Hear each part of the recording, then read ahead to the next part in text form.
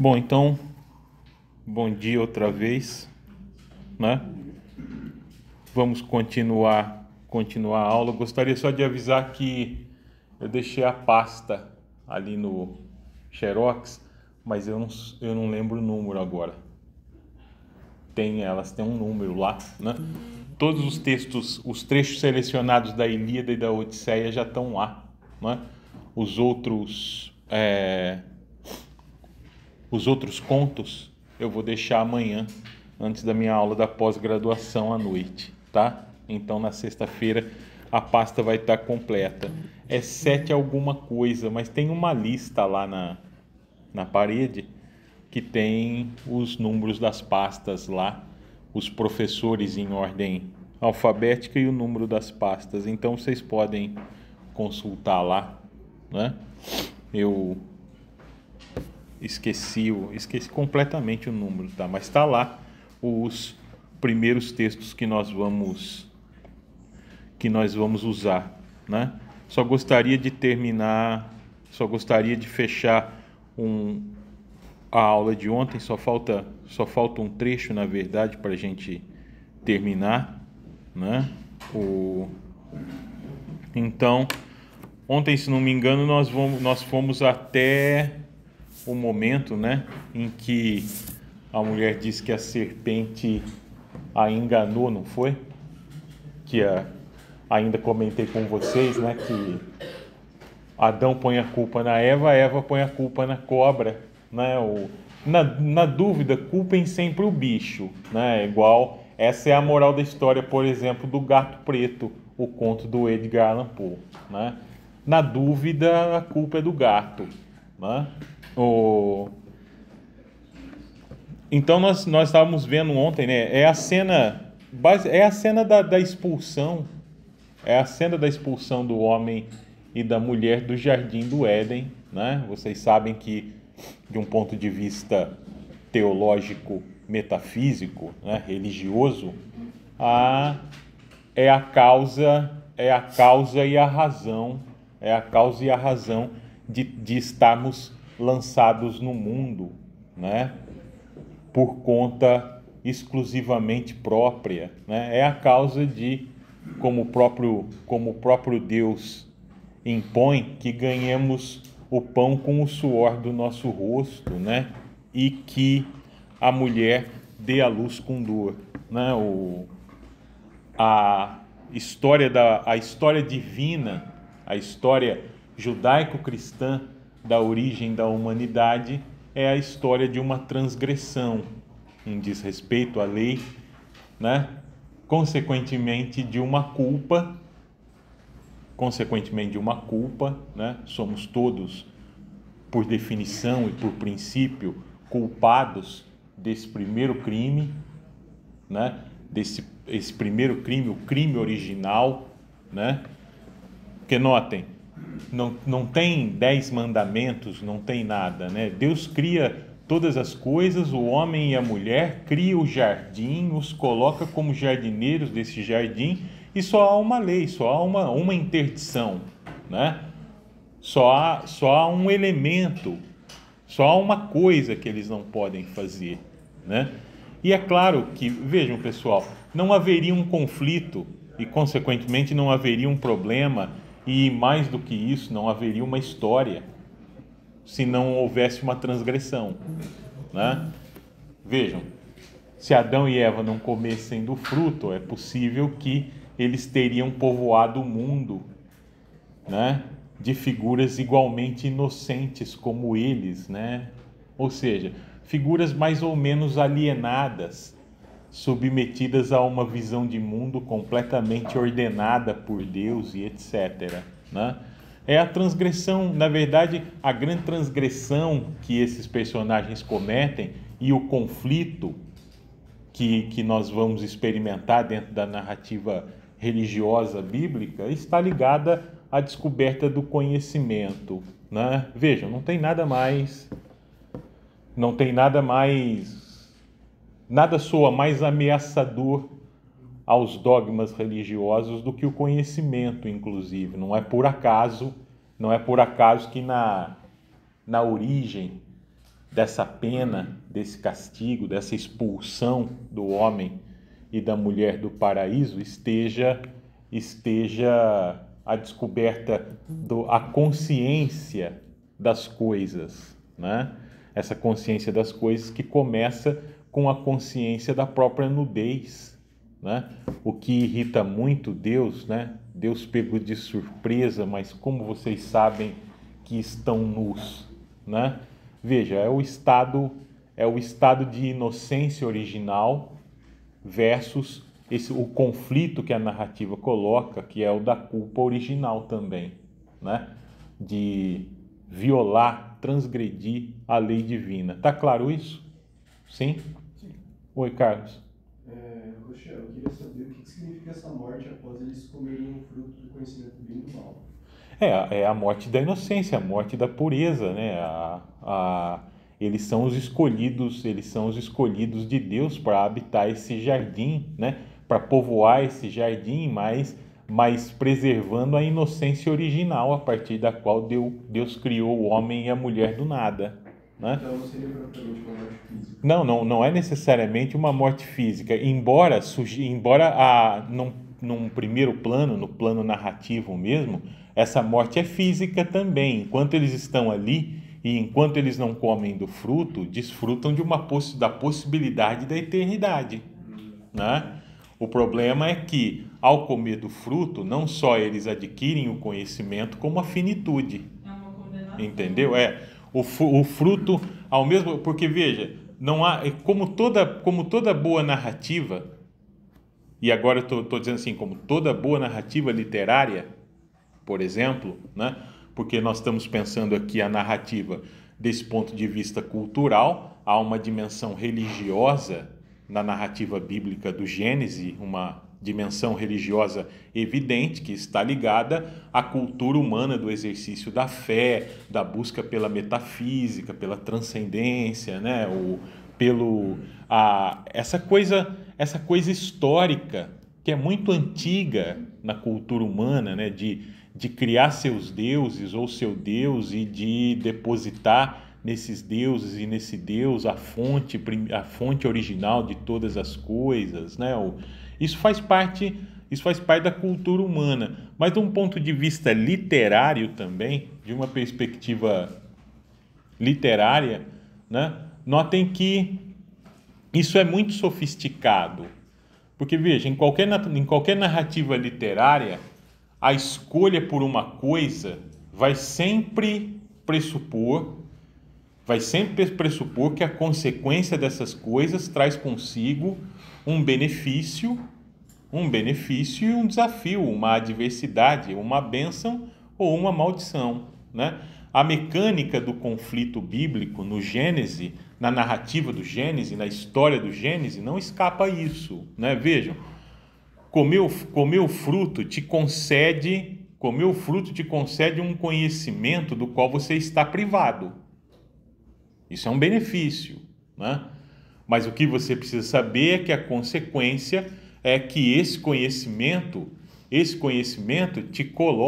te situa no tempo da finitude humana, né? Você perde o benefício semidivino de uma criação de Deus que desconhece o tempo, que desconhece a vida, que desconhece a morte. Conhecer o bem e o mal é conhecer a vida e os seus opostos, né? O vício e a virtude, o certo e o errado, a vida e a morte, né? A realização e o fracasso, é basicamente isso, né? Vejam, aí a gente tem que considerar, né, o que é melhor. A vida eterna num poço de completa e absoluta ignorância, né? Ou o conhecimento que nos liberta, né? Ou o conhecimento que nos liberta, mas que também nos dá, né? A consciência da nossa própria fragilidade, da nossa própria finitude, né? Então, percebe, Carlos? É literal na narrativa, né? Comer o fruto e você morrerá porque perderá o benefício, né? perderá o benefício da vida eterna concedida a vocês como habitantes, os jardineiros fiéis desse jardim, né? Mas também é simbólico, né?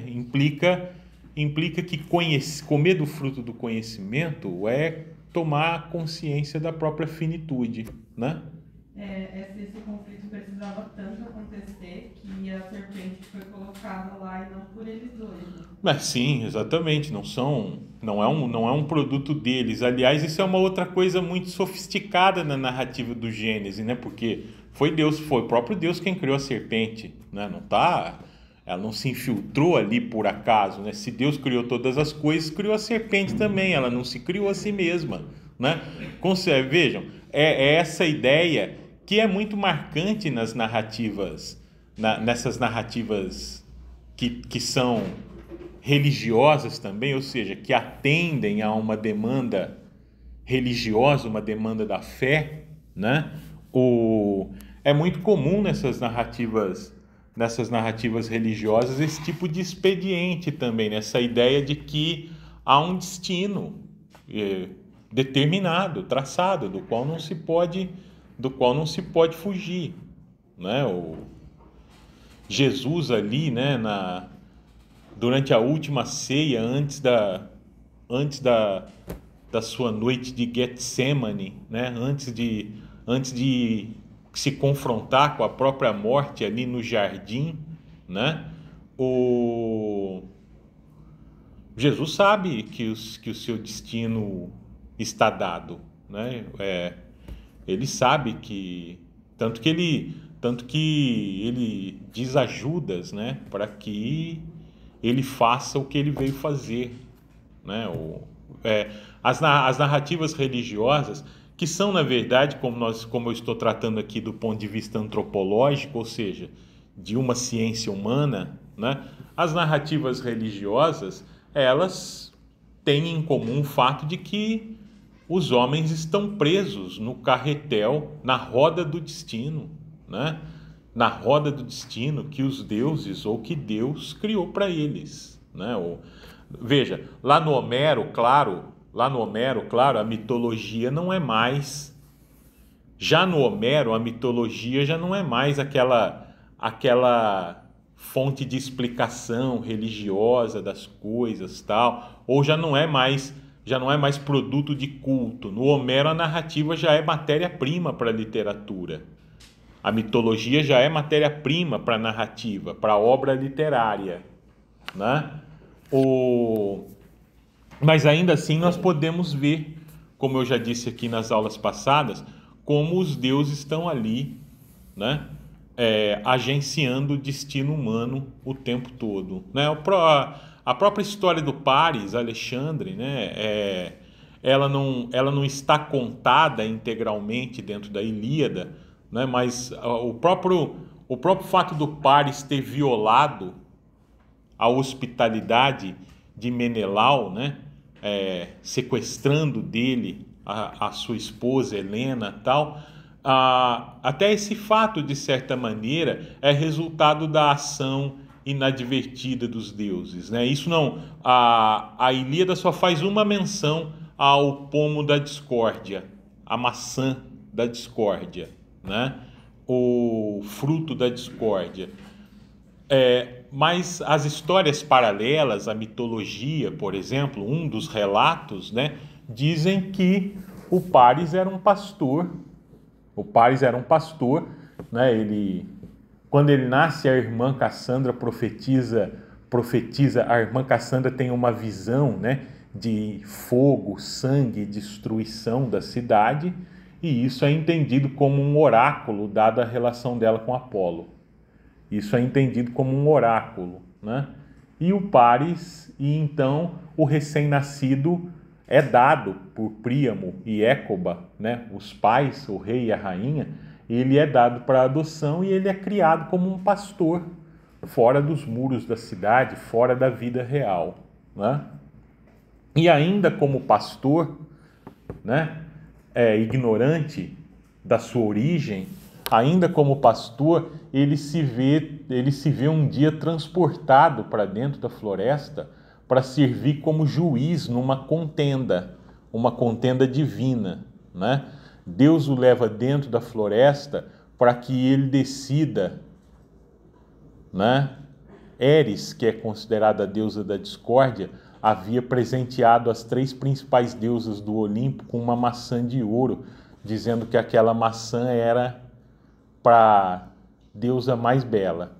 E aí Afrodite, Hera e Atena entram em disputa e vão pedir o veredito de Zeus. Agora, quem conhece um pouco da mitologia sabe que Zeus é um enorme filho da puta. Ele não resolve nada, ele não se compromete em nada e ele fode com a vida de todo mundo. Então o que ele pensa? Ele pensa assim, bom, né, como que eu vou decidir? Uma das duas é minha filha e a outra é minha mulher, tal. Imagine se eu der esse prêmio para uma, não der para outra. Imagina se eu der esse prêmio para quem merece de verdade, que é Afrodite e tal, o que vai acontecer comigo, né? Então o que ele faz? O que ele sabe fazer de melhor? Delega a responsabilidade para um humano. Convoca o Paris por meio da floresta e manda esse humano ingênuo decidir, né? E elas prometem coisas para ele e Afrodite promete o prêmio irrecusável, né? Porque vocês já viram um homem querer sabedoria, princípio, né? Afrodite promete, se você me escolher, o seu prêmio será desposar a mulher mais bonita do mundo, a mortal mais bonita do mundo, né? O que vocês acham que ele escolhe? Vocês acham que ele escolhe a sabedoria e a bravura de Atena, tal? Claro que não, né? Ele escolhe a mulher bonita e aí presenteia Afrodite e tal. Aí, muitos anos depois, quando é descoberta as origens dele, os pais o resgatam, ele volta a viver, ele vai viver no castelo em Troia, sai numa missão oficial a Esparta e conhece Helena, a mortal mais bonita do mundo, e se envolve com ela ainda no castelo, ainda vivendo da hospitalidade de Menelau, o marido, né? E o resto é história.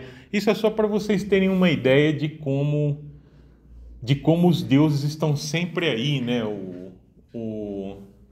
Mexendo os cordéis do destino humano, né? Porque o mito, lá na sua origem, são narrativas de culto, né? Assim como para os cristãos ou para os judeus, né? Ou para os muçulmanos, o Gênese é um livro de culto, né? Nós estamos pensando a narrativa bíblica aqui sob os 2 aspectos, como uma narrativa de culto, culturalmente inserida na tradição religiosa, mas como uma narrativa literária, ou seja, um texto que partilha das mesmas estruturas internas da narrativa literária, né? Dos romances, dos contos e etc. Mas, de qualquer maneira, notem que no Homero os mitos já são usados como matéria para a literatura, né? Veja, não estão ali como produto de culto, né? Você queria perguntar alguma coisa, Jorge? Não, eu ia perguntar na questão do conflito que o senhor mencionou no passado, vem essa questão da transgressão, uma coisa. No caso da narrativa bíblica, né? É lógico que há outras narrativas, inclusive literárias, que o conflito depende da transgressão, né? Uma coisa do tipo, né? No crime e castigo, a transgressão é o assassinato da senhora usurária lá, né? Na verdade, não só dela, porque o Raskolnikov acaba matando a irmã dela, que é uma personagem, né? No século XIX chamavam de idiota, né? As pessoas abobadas, né? Ela é uma mulher mais jovem, né? Com um déficit intelectual, e aí ele acaba matando ela também, né? Depois que ele assassina a irmã, que é de fato uma velha detestável, né? Aquela senhora, uma usurária, ganha vida, lucra com a pobreza, sobretudo dos estudantes que vão lá para penhorar seus objetos, suas poucas coisas, né? relógios, não sei o que lá. Então, é uma transgressão, porque a gente sabe que o assassinato é proibido, né? Uma transgressão à lei humana, mas também à lei divina, né? Isso não escapa, considerando que se trata do Dostoiévski, a gente não pode escapar também da questão de que o assassinato é a maior transgressão também à lei divina. O Dostoiévski, que era um católico ortodoxo, tal, né? Não sei se vocês sabem, mas como homem, o Dostoiévski sempre foi do ponto de vista político, conservador, né? Ele era fortemente ligado, né, aos valores da Igreja Ortodoxa russa, né? Então é claro que tem também essa dimensão. Não é por acaso que depois do crime, toda a história do Raskolnikov é um lento e doloroso calvário em busca da expiação, né? Em busca da salvação, em busca de se redimir do crime que cometeu. Alguém aqui já leu Crime e Castigo? E o instrumento, você já leu? E o instrumento da redenção dele, curiosamente, é a Sônia, né? A prostituta. É o principal instrumento da redenção do Raskolnikov no romance, né? Então, assim, a transgressão, o conflito surge de uma transgressão, mas não precisa ser necessariamente, não precisa haver necessariamente uma proibição, né? Há narrativas, sei lá, há narrativas em que o conflito nasce de uma busca, né? O herói busca algo, ele deseja algo, né? Nas narrativas modernas, em geral, essa busca, inclusive, né, é quase sempre uma coisa muito lenta, muito longa e muito vazia, assim, né? Se vocês pegarem uma das obras-primas do romance moderno do século XIX, a Educação Sentimental, do Flaubert, a busca do protagonista, o Frédéric Moreau, né, ainda muito jovem, né, quando está prestes a ir para a universidade, ele conhece no navio um casal de burgueses que negociam arte, tem uma galeria em Paris e ele vive numa cidade do interior, né, e está para se mudar para Paris depois de ter contado com a herança de um tio para estudar. E nesse navio ele conhece esse homem e essa mulher, eu esqueci o sobrenome do casal agora, né? Ela é conhecida pelo sobrenome do marido, Madame alguma coisa, e ele se apaixona por ela ali no navio, naquele momento, né? E o romance todo vai desdobrar 20 anos da vida do Frédéric Moreau, ou seja, quando o romance termina, ele já está com um pouco mais de 40 anos, e foram 40 anos de espera até que ele pudesse concretizar esse encontro amoroso com o qual ele idealizava e fantasiava desde os anos 20. Claro que esse não é o único elemento do romance, mas é o eixo central do conflito. Vocês percebem que não tem nada de extraordinário nisso, né? É um jovem com um certo espírito romântico, inclinado às idealizações, que se apaixona por uma mulher casada, que leva 20 anos para poder realizar, Oi, Igor, tudo bem? Para poder materializar esse desejo, né? E quando ele consegue, ele percebe que aquilo é insignificante, né? Então há diferentes conflitos, nem todo conflito implica uma transgressão, né? Vejam, alguns conflitos nascem da mais empenhada, da mais cega obstinação. Como eu disse aqui na primeira aula, apresentando o programa de curso, o Aquiles é a própria encarnação da obstinação, né?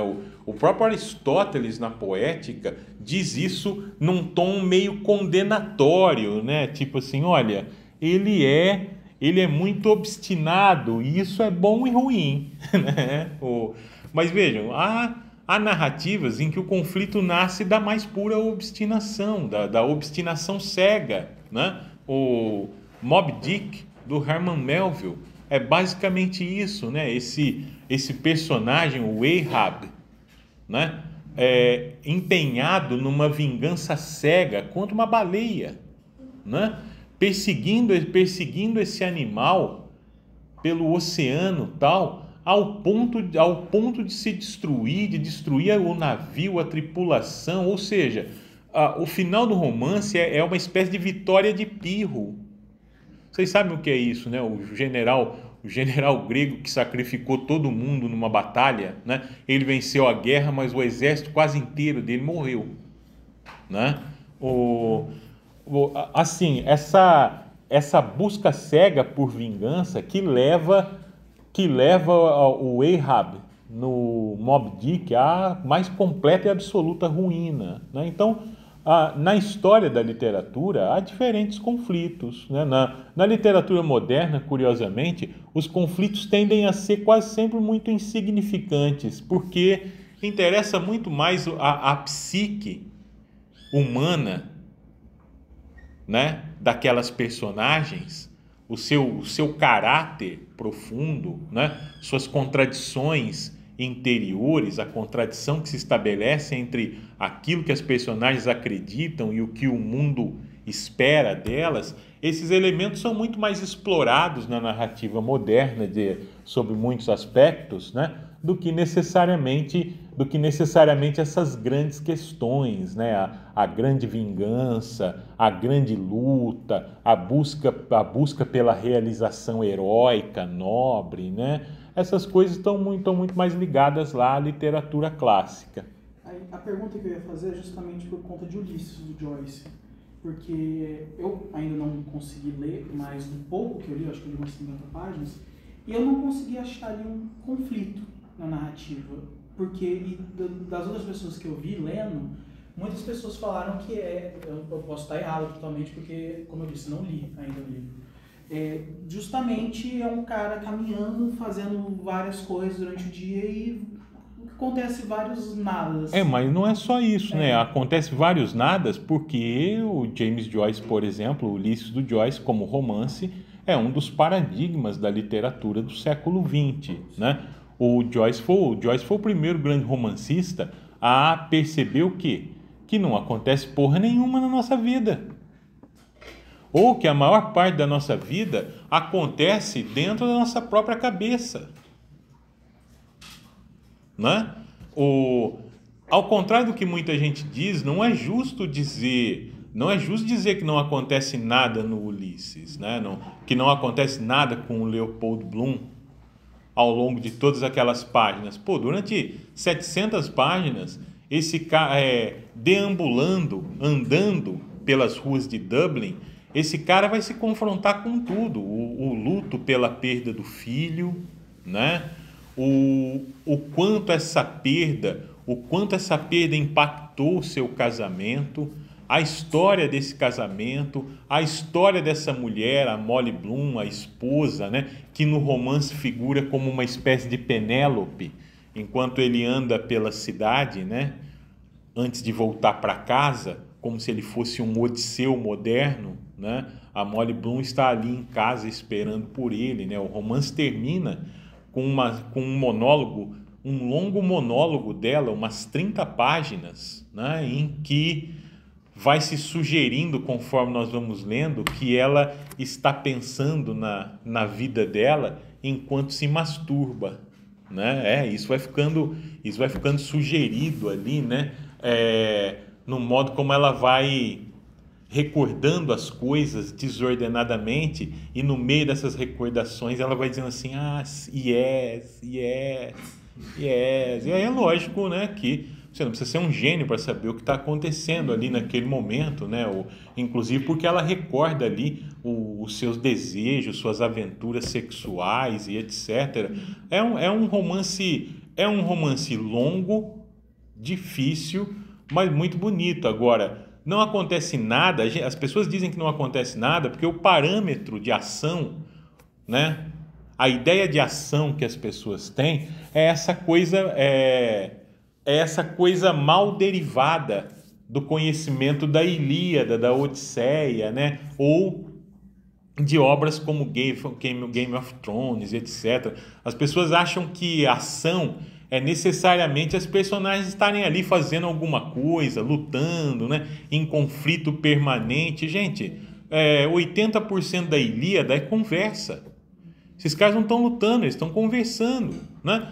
Porque uma boa parte da Ilíada são as assembleias, por exemplo. Eles se reúnem para tomar decisões. E nessas assembleias, todos que querem falar têm o direito de falar e de serem ouvidos.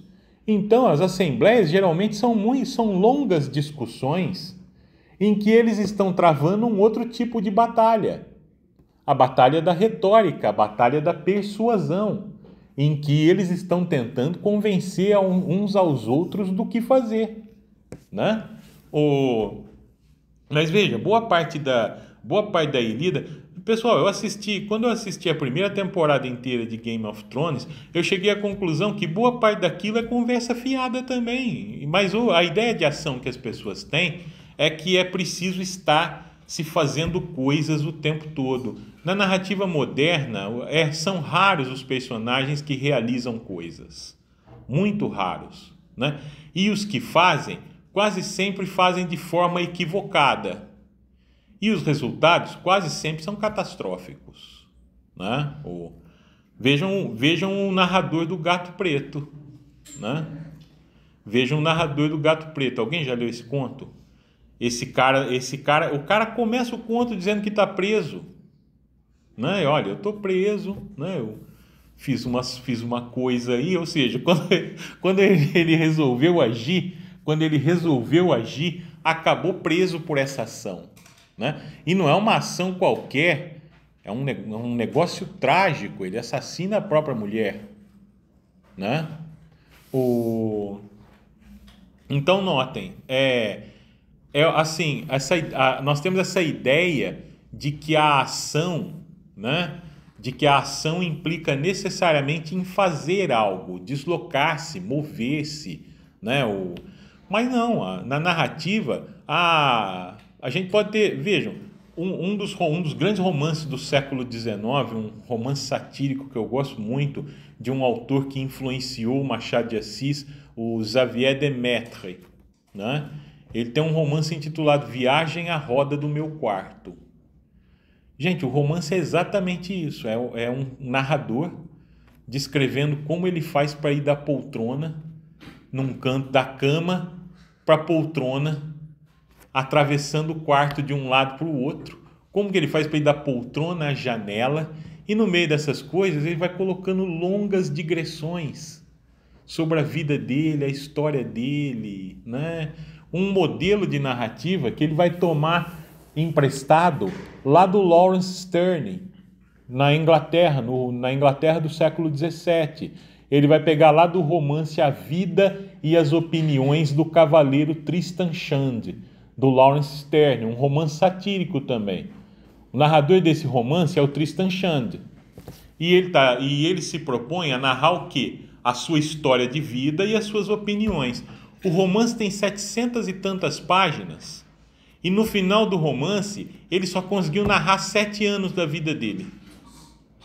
7 anos. O resto são mais longas digressões, muito engraçadas, mas que não tem absolutamente nada a ver com a história da vida dele, né? Tipo, ele começa o romance, o começo do romance é engraçadíssimo, porque ele começa o romance dizendo que para ele contar a história da vida dele, ele precisa começar do começo, que é o seu nascimento. Embora ele deixe claro que ele não saiba nada. Tudo que ele sabe sobre o seu nascimento foi o que contaram para ele, porque ele não tem recordações do próprio nascimento. Veja, ninguém tem recordações do próprio nascimento. Mas aí ele chega à conclusão que para ele narrar o próprio nascimento, ele precisa contar primeiro como a parteira chegou na casa dele naquela noite, porque foi uma noite muito difícil e tal. Gente, a hora que você vê, ele foi recuando, ele tá narrando como o homúnculo, que era o que eles imaginavam ser o espermatozoide, né? ou seja, um homenzinho minúsculo que andava por dentro da mulher, se alojava lá dentro e ia crescendo. A hora que você vê, ele está descrevendo como o homúnculo percorreu os caminhos da mãe dele e tal. Aí ele diz assim, mas antes disso, eu tenho que narrar o que levou o meu pai e a minha mãe a terem relações naquela noite. Aí quando você vai ver, isso consumiu 30 páginas, quase 40 páginas do começo do romance, e ele não narrou o nascimento ainda. Né? Ele começa dizendo, eu vou narrar o nascimento, mas antes disso eu preciso voltar. Olha, eu estou narrando isso, mas agora me lembrei que antes disso aconteceu uma coisa importante, eu tenho que narrar o que aconteceu exatamente antes disso. Vocês percebem? É um tipo de narração em que as digressões funcionam como mas é um encadeamento até o absurdo. Ou seja, antes de um acontecimento, tem sempre um acontecimento, que tem sempre um acontecimento, que tem sempre um acontecimento. E assim ele vai recuando nos acontecimentos e, consequentemente, vai o tempo todo se desviando da história principal, que é a história da vida dele. E aí chega um momento do romance que você deduz por que ele faz isso. Porque a vida dele é insignificante. Não há o que contar, não há o que narrar, não há o que de fato interesse ali. Não é um herói, não é um guerreiro, não é um clérigo, não é nada, não é um homem de realizações. Né? A vida e as opiniões do cavaleiro Tristan Shandy. No século XVIII francês, Denis Diderot, o filósofo, escreve um romance satírico também, chamado Jacques o Fatalista e seu amo. Esse romance é engraçadíssimo também, porque a gente acha que é coisa da literatura do século XX, né? Esse negócio do narrador falar com os personagens e tal. Gente, isso está lá no Diderot, isso está lá no Jacques o Fatalista, né? Tem momentos do Jacques o Fatalista que o Jacques diz assim, olha, eu precisei fazer tal coisa, aí eu voltei até lá. Quando eu cheguei lá, tinha duas situações, essa ou essa. Eu não vou narrar. Você escolhe qual delas você prefere e imagina. Sim, ele delega para o leitor a responsabilidade de construir determinados aspectos da narrativa, ou ele se recusa a narrar certas coisas, né? Então vejam, pessoal, há uma infinidade de maneiras de construir um conflito, né? Agora, só não é justo a gente imaginar mesmo que o Ulisses, que como dizem alguns críticos, né, um romance em que não acontece nada, não aconteça nada de verdade, porque, na verdade, tudo que importa, a nossa experiência humana, a consciência humana no século XX, já está embutido dentro do Ulisses do James Joyce.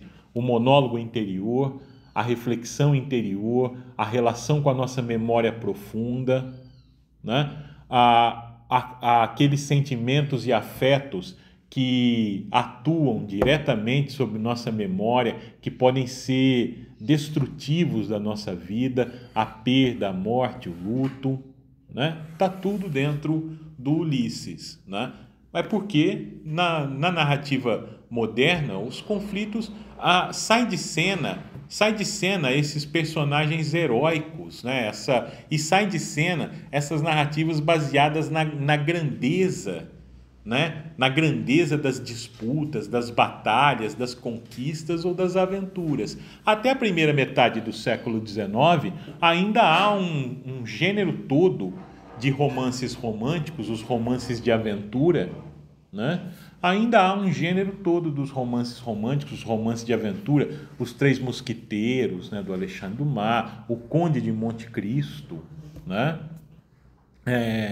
Em que essa coisa da aventura, dos grandes feitos, das grandes realizações, ainda está colocado, né?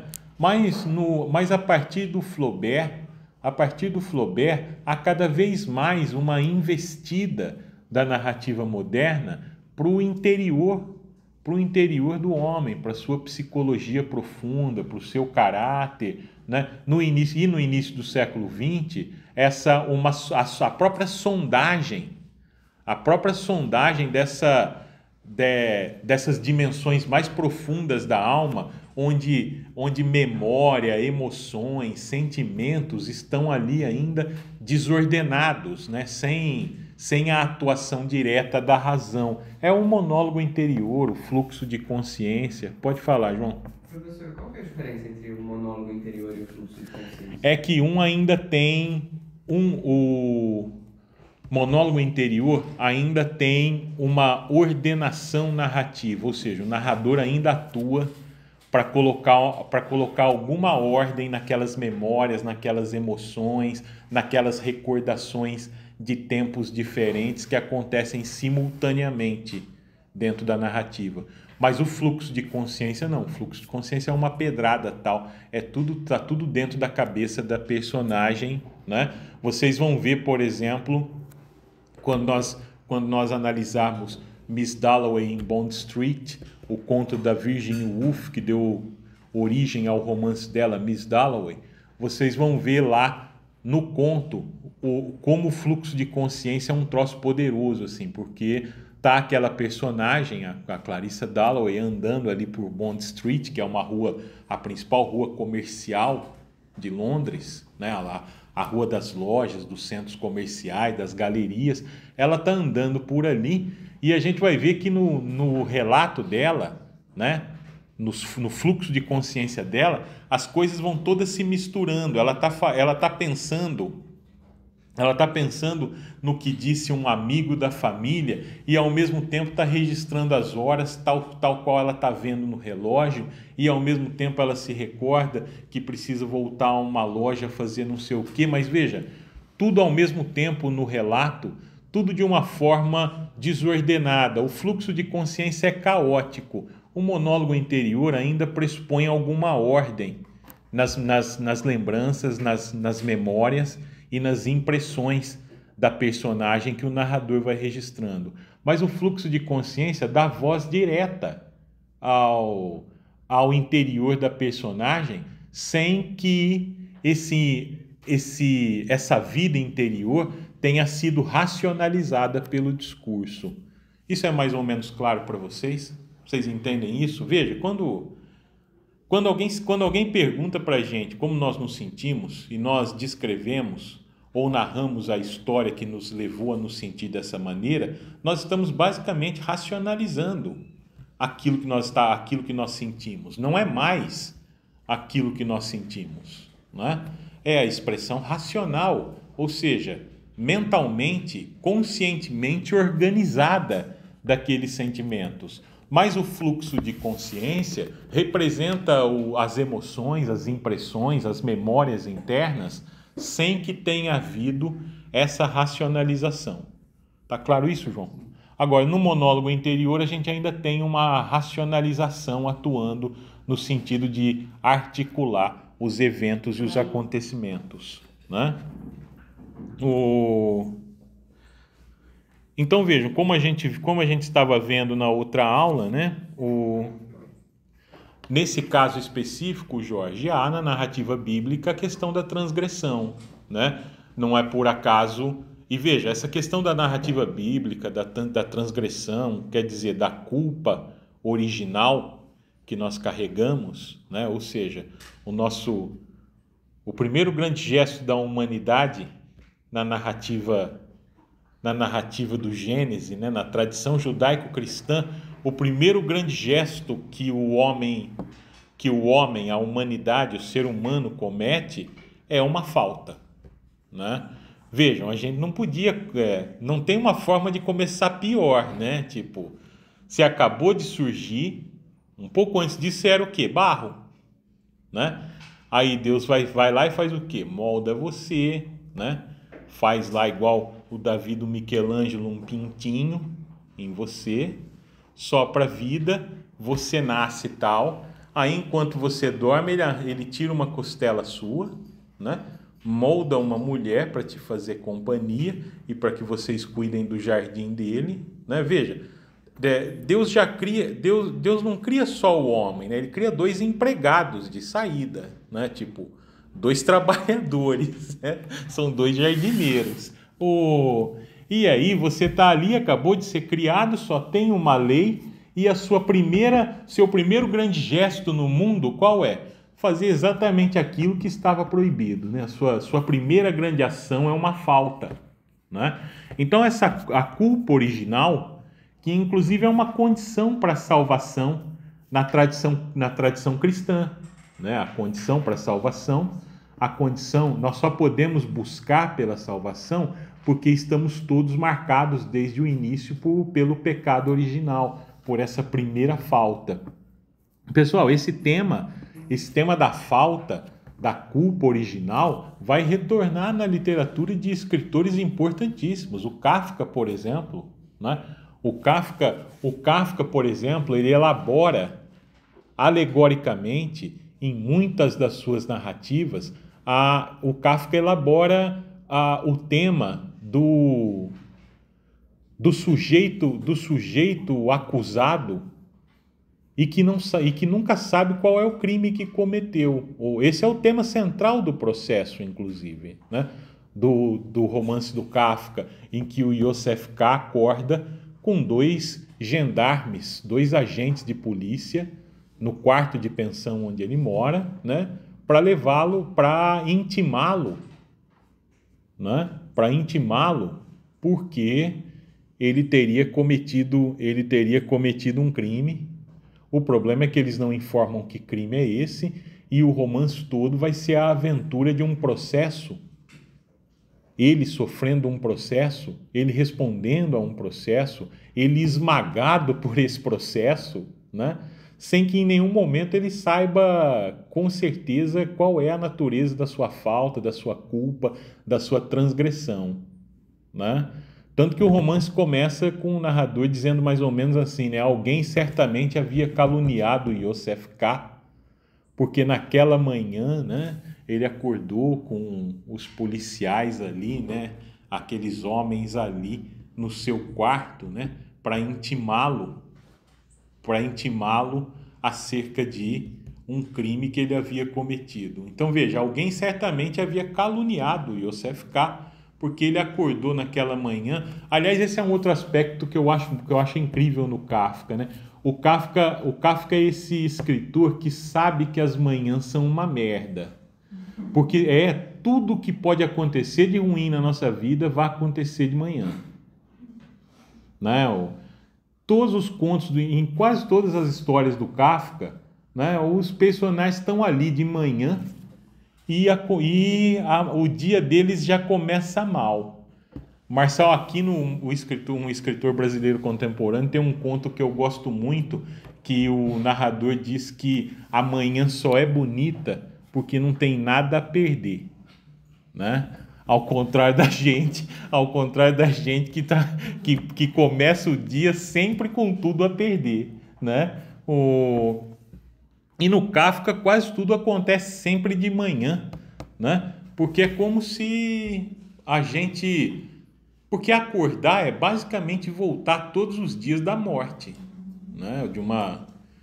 De um estado de quase que absoluta inconsciência. Então, acordar é como nascer todos os dias. A gente volta, por um instante, somos nós confrontados com uma realidade como se nós a estivéssemos vendo pela primeira vez. Se a gente for pensar bem, não é bom acordar, né? É que a gente não pode é que a gente não pode não dormir, né? Mas, de certo modo, acordar tem sempre esse peso, né? O peso de redescobrir as coisas. E até a gente estar completamente desperto, a sensação que a gente tem é de uma irrealidade assustadora do mundo. Agora, vejam, pessoal, vocês já notaram? Isso acontece cada vez que a gente dorme e acorda, né? O Guimarães Rosa tem uma novela muito bonita, né? Lá no Campo Geral, a história do Miguelim, né? Que é um menininho, ele é irmão do Dito. É uma história lindíssima, assim. Tem um momento da história, o Miguelim é criança, né?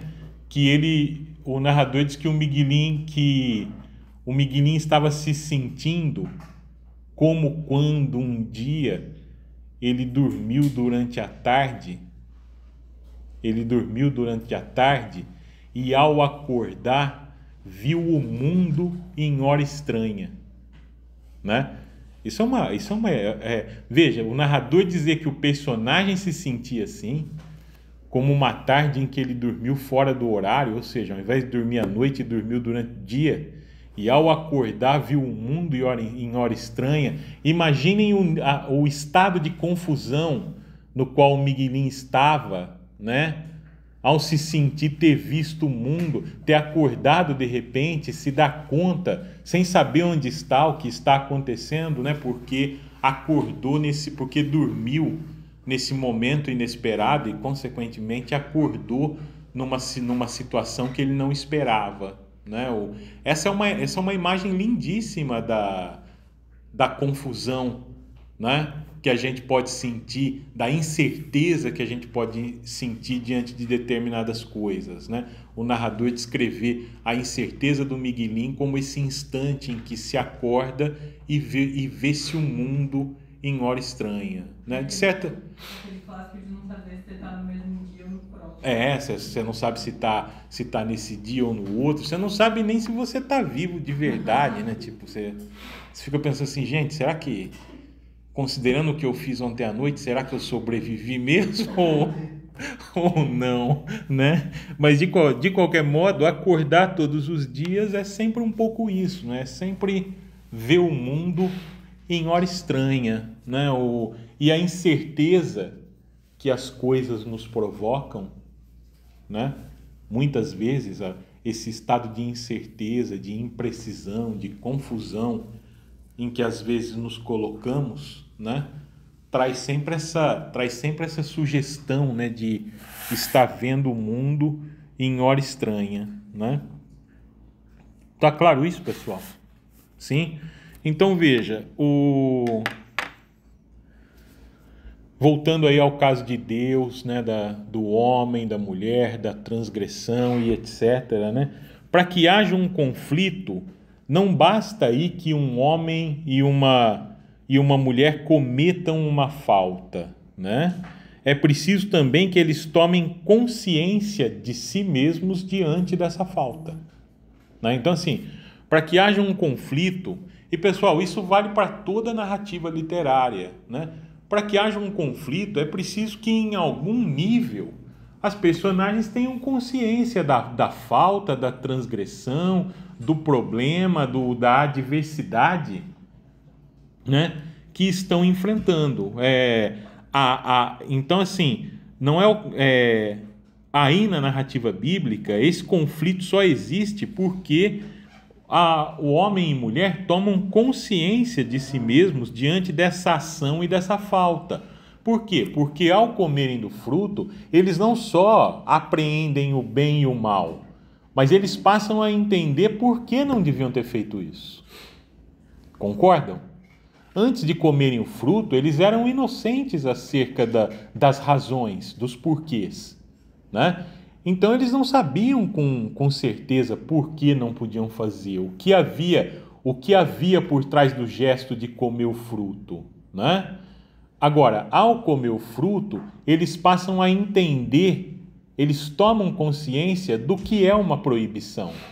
Não do motivo da proibição, porque Deus continuou sem explicar em nenhum momento da Bíblia por que o conhecimento era tão ruim assim, né? Isso continua sem explicação e não importa, porque não é porque o conhecimento é ruim que eles tomam consciência. Eles tomam consciência do que é a ideia de proibido, do que é a ideia de proibição.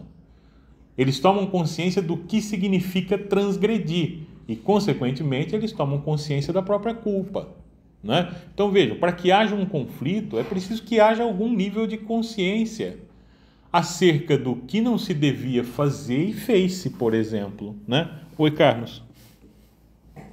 Então, no Gênesis é citado duas árvores, o conhecimento do bem e do mal e da vida. Eu queria saber como que a da vida entra nessa história. Eu não entendi muito bem. Eu também não entendo isso muito bem não, Carlos, porque eu não parei para interpretar o Gênesis inteiro. Eu conheço, tá, óbvio, né? Mas eu só parei para interpretar as passagens que eu selecionei aqui, né? Eu acho que é mais no sentido de escolha, né? Você podia escolher o que era censurado ou o que não era, que a da vida, tipo, estava liberada. A do conhecimento do bem e do mal é que eles não podiam. Acho que era questão da escolha mesmo, eu acho. Eu não sei bem, porque como eu disse, não, quando preparei essa aula, não fui tão longe assim no Gênesis, né? Inclusive porque eu confesso que não é muito minha praia as interpretações de textos religiosos, porque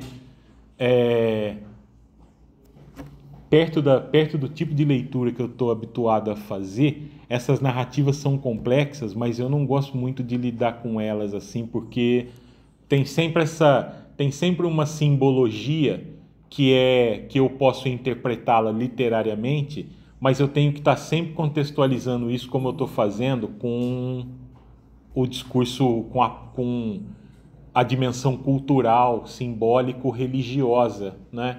E isso dá um puta trabalho e tal, né? Já era até pra gente ter entrado na Ilíada, não entrei ainda porque resolvi me meter com isso aqui, né? Então vejam, Deus sabe das coisas, né? No sentido de que ele cria tudo, move os cordéis dessas criaturas, eles agem de acordo com a sua vontade, transgridem a lei, né? Transgridem a lei. E Deus sabe que só pode haver um conflito se houver consciência, né? Eles se escondem, por exemplo, né? Porque estavam nus, sentem vergonha da própria nudez, um sentimento que eles não tinham antes de comer do fruto, né? Então, assim, Deus sabe das coisas, né?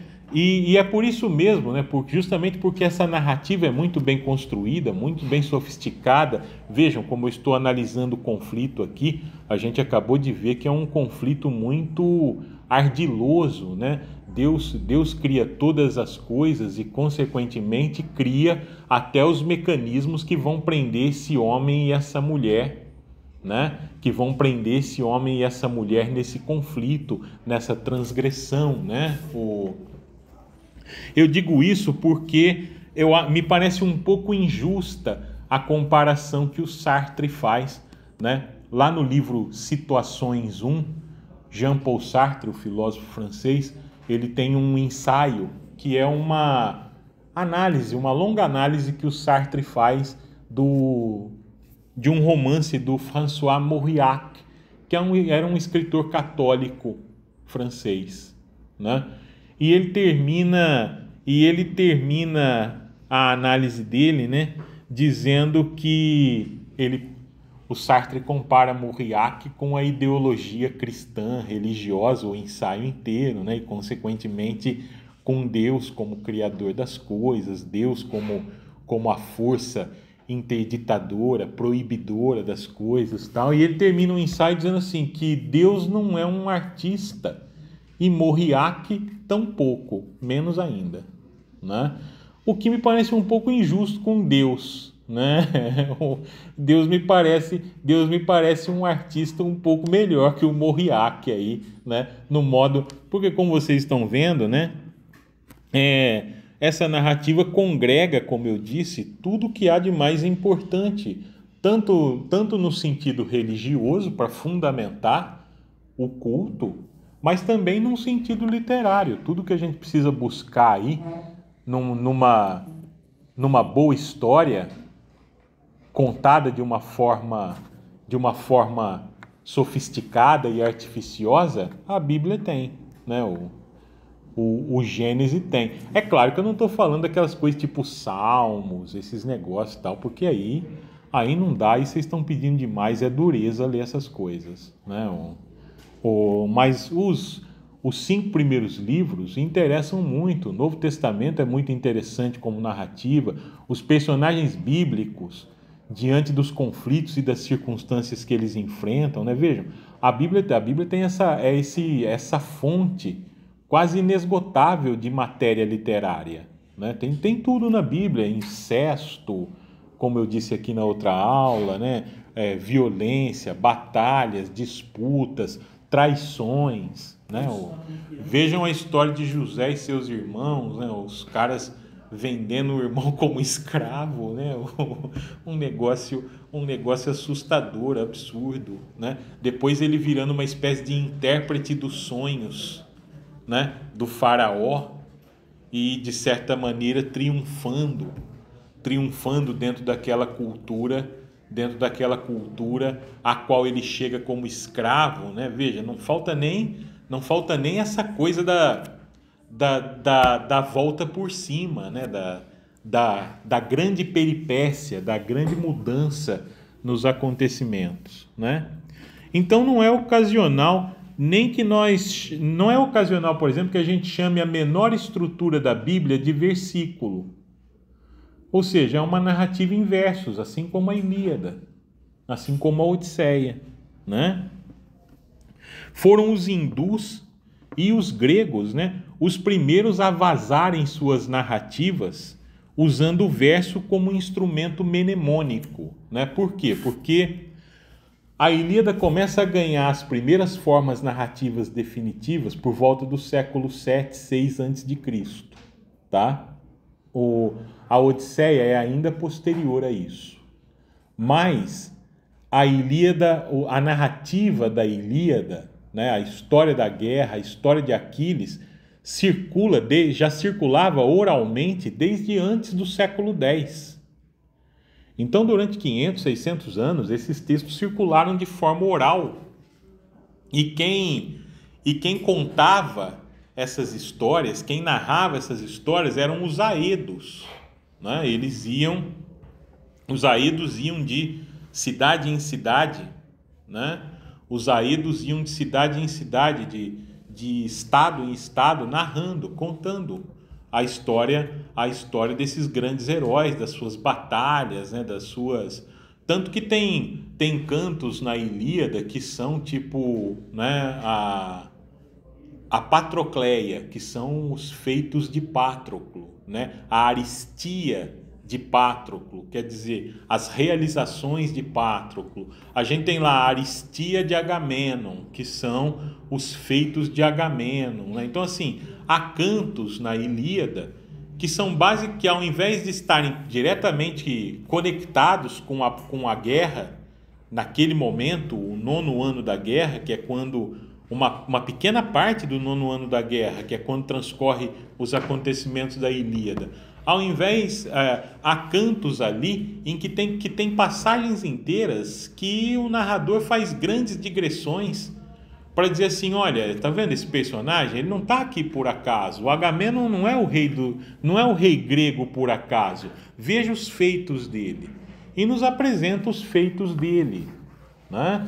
Ou quando o Patroclo morre com as armas do Aquiles e o Heitor fica com os despojos, com a armadura e as armas que o Patroclo usava, o Aquiles ensandecido pela dor do luto e pela raiva, querendo vingança, volta à guerra, mas ele não tem mais uma armadura, ele não tem mais as suas armas, né? E aí o que vai acontecer? A mãe dele, né, Tétis, a ninfa, intercede por ele de novo, indo até a morada de Hefestos, o deus ferreiro, pedindo para que Hefestos forje uma nova armadura e um novo conjunto de armas. Então, assim, tem um momento enorme que eu selecionei para vocês, a gente vai ver aqui, tem um longo momento ali na Ilíada, que é basicamente uma preciosíssima, detalhadíssima descrição, por exemplo, de como é o novo escudo do Aquiles, que o Hefestos acaba de forjar, né? Ou seja, ele volta à guerra, mas para voltar à guerra, o narrador homérico precisa nos informar com que armas ele vai voltar, porque afinal de contas, pensem bem, a gente passou a Ilíada inteira com o narrador chamando o Aquiles de divino Aquiles,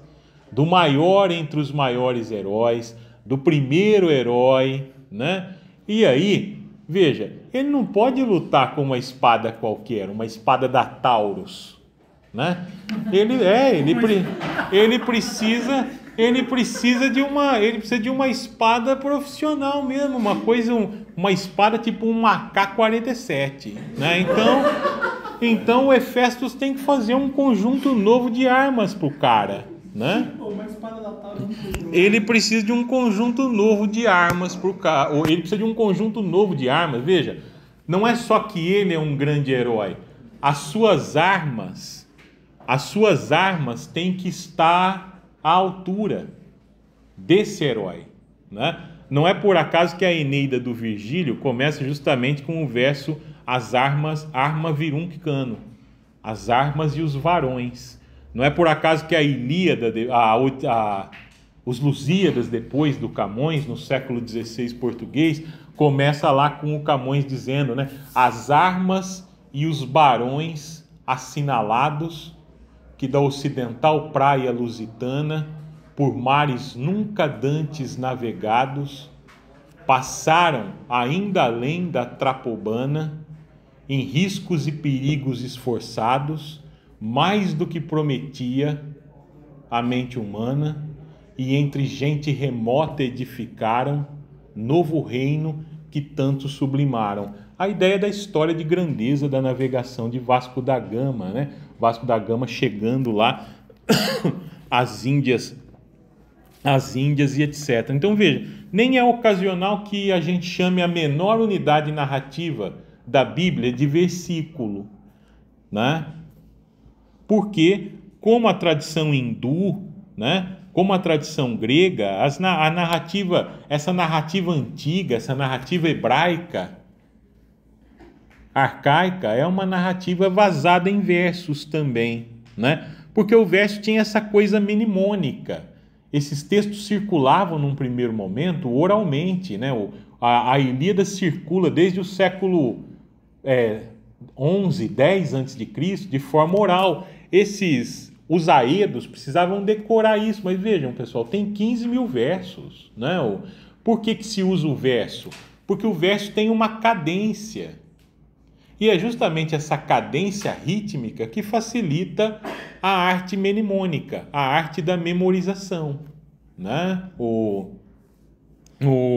Eu digo os hindus, né? Porque do ponto de vista formal, essa narrativa religiosa cristã, judaica, né? Islâmica, não está muito longe daquela narração em versos, por exemplo, do Mahabharata, que é o maior poema épico hindu, né? Um poema de temática guerreira também, né? O Mahabharata foi fixado definitivamente em versos no século II depois de Cristo, mas estima-se que ele tem uma circulação tão antiga quase quanto a da Ilíada, né? Lá na Índia Védica tal, né?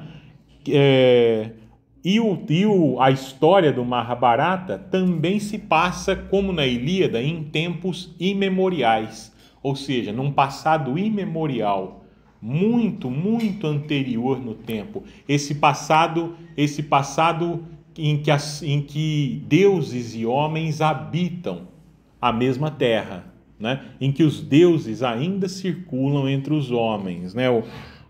Alguém já ouviu falar do Mahabharata? É uma longa epopeia, né? O livro mais conhecido, o canto mais conhecido do Mahabharata é o Bhagavad Gita, né? Ou, em tradução para o português, a Canção do Divino Mestre, né? Acho que vocês já devem ter ouvido ou conhece aquela música Gita do Raul Seixas. Essa música é basicamente o Raul Seixas basicamente musicou longas passagens do Bhagavad Gita, né? Eu sou a luz das estrelas, eu sou a cor do luar. É o próprio Deus Arjuna, né? É o próprio Deus Krishna, né? Narrando para o Arjuna, o guerreiro, né? Explicando para o Arjuna, o guerreiro, quem ele é, né? Eu sou a luz das estrelas, a cor do luar e etc. Ou seja, a ideia de que eu sou todas as coisas, né? Eu sou o princípio, o fim e o meio, né? É um livro lindíssimo, assim, se vocês não leram, né? A Epopeia de Gilgamesh, o Mahabharata, se vocês encontrarem, podem baixar, podem ler. Eu digo baixar porque não devia dizer isso, porque eu estou gravando isso aqui, isso é ilegal, mas vocês acham isso aí tudo na internet para baixar. Se vocês não quiserem comprar, não precisam comprar, né? Mas se vocês quiserem comprar, se vocês usam tablet, essas coisas, comprem lá na Amazon, tem uns Kindles muito baratos desses livros tal, que são as edições oficiais em boas traduções, né? tradução do Mar Barata aqui para português? Tem sim, né? E o Mahabharata, o Aquiles do Mahabharata, digamos assim, é o Arjuna, né? O guerreiro Pandava. É uma epopeia muito bonita, assim. Eu gosto muito das epopeias guerreiras, dessas epopeias que congregam as mitologias de origem dessas diferentes culturas, né? O próprio Beowulf, na tradição inglesa, é uma epopeia de origem, né? O Beowulf também é um guerreiro, tal. Se vocês não viram ainda, vão ver em algum momento, né? Tá claro isso, pessoal? Sim? Então vejam, eu penso que essa digressão que a gente fez até aqui é muito importante, né? Ela ajuda a compreender que isso que nós chamamos hoje de literatura, que é uma criação relativamente nova da teoria e da crítica, do pensamento humano nas ciências humanas, né? A literatura como um conjunto de diversas obras compostas de diferentes formas, né? Como a poesia, a narração, né? A representação, a dramatização, né? Vejam, a poesia é o canto, né? A narração é a explicação por meio de um enredo da ordem das coisas, dos acontecimentos, dos eventos, de quando eles se deram, em que momento, né? Então, assim, a poesia, a narração, né? A encenação ritualística, porque antropologicamente falando, isso que nós chamamos literariamente de teatro, drama, né? Ou seja, uma forma literária englobada por essa ideia de literatura como expressão artística racionalmente elaborada pelo homem, pelos homens, pelos escritores e etc., né?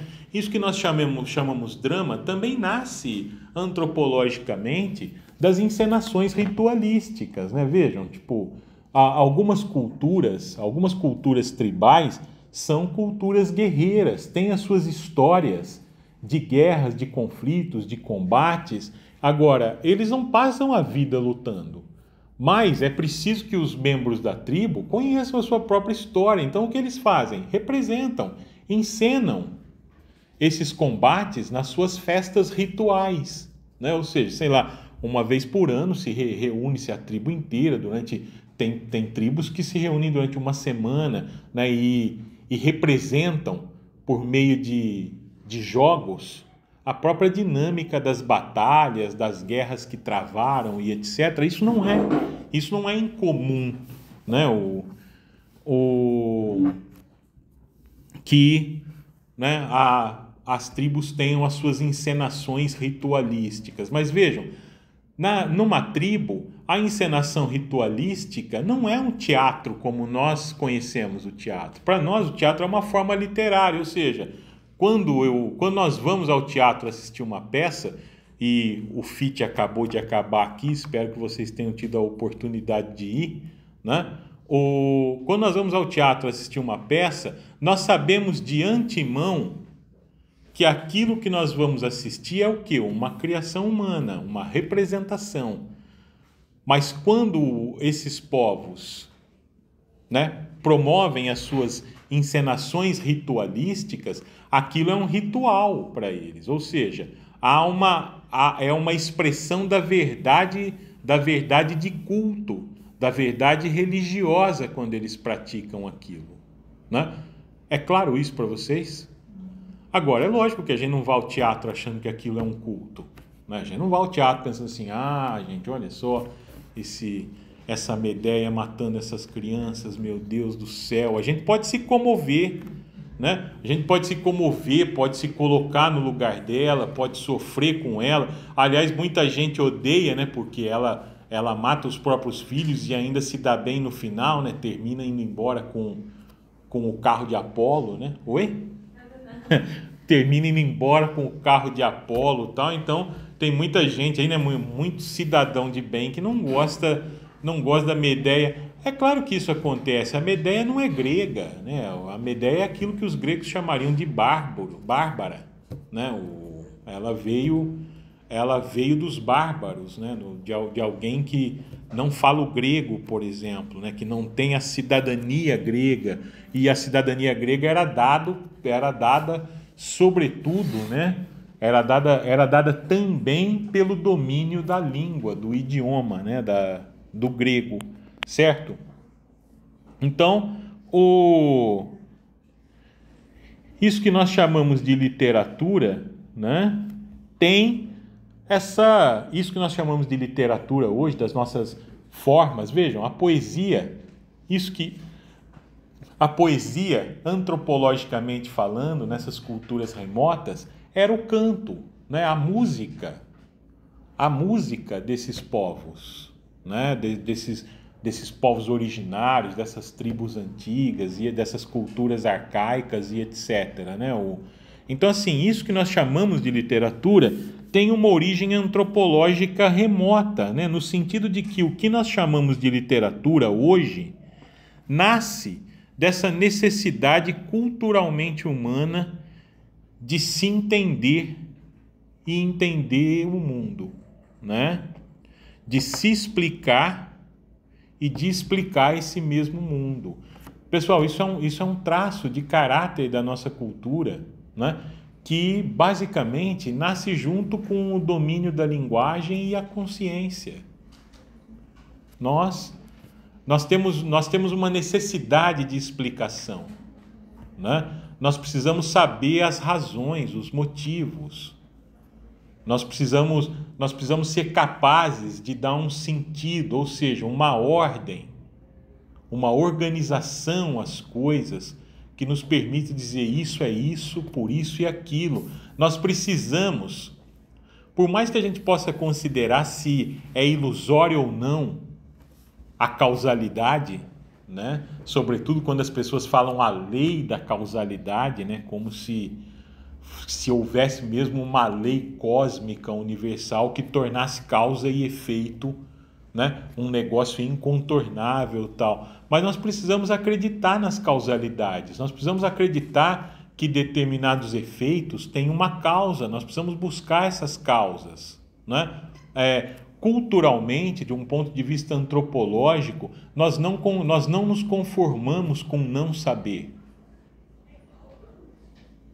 Que a gente comeu fruto. Segundo os cristãos, é porque a gente comeu o fruto, né?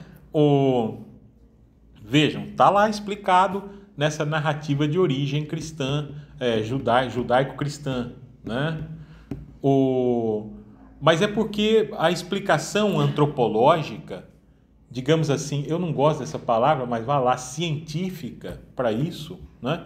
É que nós precisamos saber, né? Nós temos uma grande necessidade, o conhecimento das coisas e, consequentemente, a possibilidade de atribuir sentido a nós mesmos e a ela e as coisas é uma necessidade humana, né? Nasce, como eu disse, junto com a linguagem e com a consciência, né? Vejam, não é por acaso que na educação da criança há um determinado momento, muito cedo inclusive, em que a criança deixa de aceitar porque sim ou porque não como resposta para as coisas. Ou seja, ela passa a exigir respostas mais complexas e mais elaboradas, né? Nós temos uma tendência a saber as coisas, nós temos uma tendência a buscar e a querer, né, a verdade das coisas, porque é de onde nós derivamos o sentido para as coisas, para o mundo e para as nossas próprias vivências, né? Então veja, isso quer dizer que acreditar que o Gênesis seja de fato e concretamente a narrativa real da criação do mundo por Deus é irrelevante. Só é relevante para quem vai à igreja, acredita, tem fé, pratica essa fé, né? E entende o Gênesis como um livro sagrado, a revelação divina da origem das coisas. Mas para nós, como leitores, em primeiro lugar, é irrelevante saber se Deus criou mesmo essas coisas ou não, se essa é a narrativa de Deus criando o mundo ou não, né? É uma questão de ter ou não ter fé, né? Mas do ponto de vista da coerência interna do relato, daquilo que é contado, da história, do ponto de vista da organização interna da história, o Gênesis corresponde a esse anseio humano, ancestral, de dar entendimento para as coisas, né? De onde nós viemos, né? Com que razão, em que momento nós nos tornamos conscientes. O Gênesis, se a gente acreditar na resposta teológica, né? Se a gente acreditar na resposta religiosa, o Gênesis nos oferece respostas para todas essas questões que perturbam a vida humana desde que os gregos inventam a literatura com a Ilíada, né? Passando pela filosofia até os dias de hoje, né? Até os dias de hoje a literatura e a filosofia seguem empenhadas em dar resposta a essas coisas. Mas quem é de fé encontra a resposta lá, né? Veja, né? O mundo nasceu assim, as coisas se constituíram assim.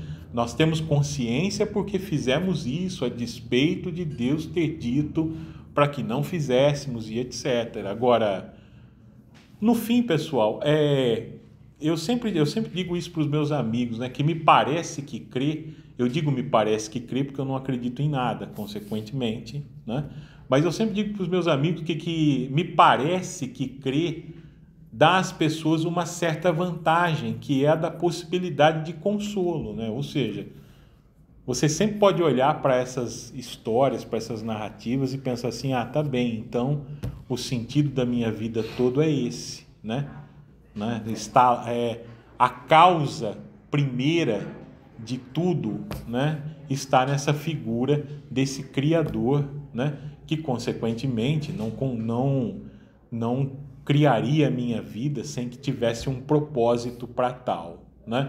Mas eu não acredito nisso, então nada me consola e, consequentemente, eu tenho 46 anos e continuo pensando qual que é o propósito de tudo, né? E o que é pior, a essa altura, eu já estou mais do que satisfeito com a ideia de que fracassei, né? Veja, se a gente não sabe se a gente chega aos 46 anos sem saber qual é o propósito da própria vida, imagine o propósito de tudo, do mundo, do nosso lugar nele, etc. Eu cheguei à conclusão que hoje a melhor coisa a fazer é não pensar mais nessas coisas, né?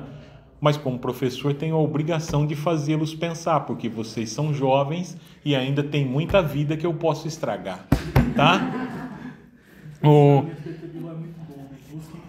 É a ideia clássica do ET Bilu, né? Busquem conhecimento, né? O ET Bilu lá no meio dos arbustos, né? O ET Bilu é um desses grandes mitos da vida atual, né? Essa figura importante, esse alienígena, dá a impressão que é uma professora de ensino fundamental, né? Que está ali atrás da moita, e o conselho que ele tem como um ser alienígena que atravessou o universo é mandar a gente buscar conhecimento. Ou seja, nem original esse filho da puta né? Porque conhece-te a ti mesmo, busque conhecimento, é a inscrição grega no templo de Apolo, em Delfos, né? Essa ideia de que, olha, o que nós devemos fazer é buscar o conhecimento, tal, né? Desde que eu vi essa reportagem do ET Bilu, eu tive certeza que era um cara numa fantasia atrás de uma moita. Agora, quando o conselho que ele dá, que ele deixa para a humanidade... Gente, vocês imaginam, sério mesmo? Quem que imagina sério que um extraterrestre vai atravessar o universo para dar uma entrevista para a Record? Não, é sério isso, pessoal, que tem quem acredite que um alienígena com uma tecnologia superior vai atravessar o universo inteiro na sua vastidão infinita, ao infinito e além, como diz o Buzz Lightyear, e vai chegar aqui e dar uma entrevista pro Domingo Espetacular da Record.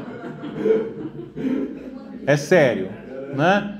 E mandando a gente buscar conhecimento e tal. O que é isso? Acabou de passar num concurso para professor, o ET Bilu. Pessoal, para essa necessidade de narrar, então, envolve os mais diferentes aspectos da experiência humana. E a experiência humana é uma expressão importante para o nosso curso aqui, até o fim dele, né?